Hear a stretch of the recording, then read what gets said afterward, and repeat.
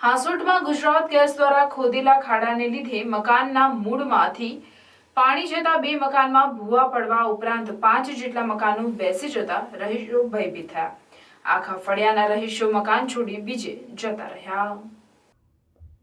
હાંસોટમાં છેલ્લા 3 માસથી ગુજરાત ગેસ દ્વારા આખા ગામમાં પાઇપલાઇન નાખવા ખોદકામ ચાલી રહ્યું છે. ત્યારે હાંસોટમાં આવેલ દિગસિયા ખડકીમાં 2 મકાનોમાં મોટા ભૂવા પડતા ઘરમાં રહેતા રહીશોની જાન જતા બચી ગઈ હતી. રહીશોએ આ અંગે પંચાયતને જાણ કરતા તલાટી કમ મંત્રી ઘટના સ્થળે આવી પંચ કેસ કરી ગયાનું જાણવા મળેલ છે.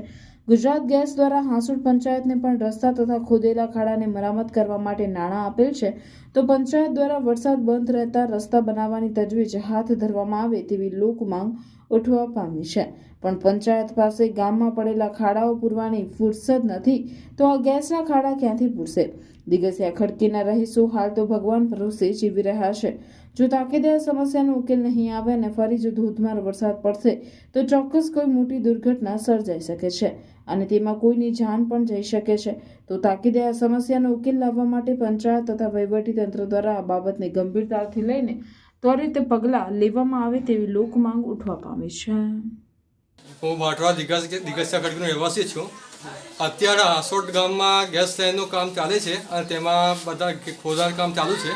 એ ખોદાણ કામ દરમિયાન અને ચોમાસાના પાણીનું વરસાદનું પાણી ત્યાંથી ઘરમાં ઘૂસ્યું છે, એટલે અમને જાનમાલનું નુકસાન થયેલું છે અને અત્યારે અમારા ઘરમાં ભૂવો પડ્યો છે અને એ ખાડાના લીધે અમારા ઘરના લાખોનું નુકસાન થયેલું છે.